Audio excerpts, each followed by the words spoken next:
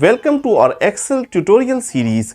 Today we will be learning the use of custom formulas in conditional formatting. Conditional formatting is a game changer in Excel. It allows you to visually analyze and interpret your data instantly. As you can see that there are some preset tools such as highlight cell rule, top bottom rule, data bars, color scale and icon set. But do you know that you can take it even further? That's right. Mastering custom formulas in conditional formatting can save you time, streamline your workflow, and make your spreadsheet more dynamic and insightful than ever. Are you ready to take your Excel skills to the next level? Then join me as we explore the world of conditional formatting and discover the endless possibilities waiting for you right at your fingertips. Let's get started. Don't forget to subscribe now and press the bell icon for more videos. This is an exemplary examination result sheet in which we have the names of the student and their marks in midterm exams, final and practical exams. And we will be using this data to understand the conditional formatting in Excel. Conditional formatting is present under the Home tab and it provides us with various built-in functions. The thing that we will be focusing in this tutorial is the new rule because we are going to learn how we can add custom formula to the conditional formatting in Excel. Before going into the details, I would like to share the detail of the if formula because the if function is quite similar to the conditional formatting custom rule. For this purpose, I will write equal and then if bracket start.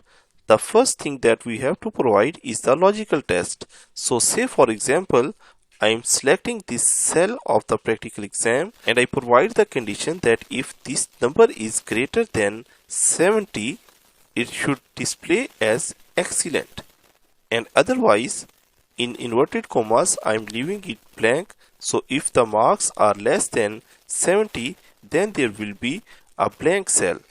If I hit the enter and then apply it on all the cells, you can see that the excellent is written in front of only those cells where the marks are more than 70. So we will be using the same formula for the conditional formatting. So how we can do this? Let's learn it. To apply the conditional formatting, first I have to select the data and then I have to go to the conditional formatting, and here I will select the new rule, and when I select the new rule, a new window is open, and again in this window there are several options which are built in, which are quite similar to the one that we have seen earlier. So the only thing that we will be learning in this tutorial is the use of formula to determine which cell to format. I will select it and here I have to write the formula. As you know that every formula starts with equal, so I will write equal. After writing the equal, we don't need to write the if as we have to do in the if function. Here I only have to provide the path of the cell, and after this I will have to provide the condition that if this number is greater than 70, then instead of the results I only need to provide the logical reasoning over here, and the result that I want to see is in the form of formatting. After providing the condition, I need to format it. When I click the format, there are several formatting options open in front of me. So for example, if I only want to fill it with a color, I will select the fill option and then select any color and press OK and again OK, and you can see that all the cells are highlighted with the color, which is not a desirable thing. I have to revisit this formula and do some amendment because there is an important point that we have to take into consideration while writing the condition. To do this, again I have to go to the conditional formatting and this time I will go to the manage rule. After this I will click edit rule, and you can see that the cells are present as an absolute value, but we need to free the row because we only want to highlight the independent cells. For this purpose, instead of an absolute value, I will only write $E5 greater than 70. I'll press OK.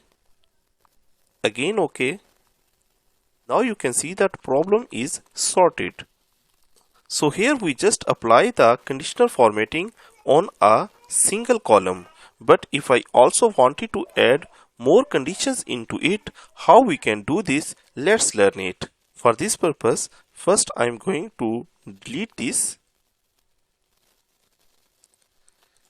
and remove the conditional formatting that I have applied to these cells by selecting them, and then go to the conditional formatting, and here I will go to the clear rule and select clear rule from the selected cells.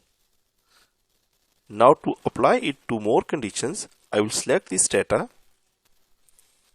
and then I'll go to the conditional formatting. I'll go to the new rule,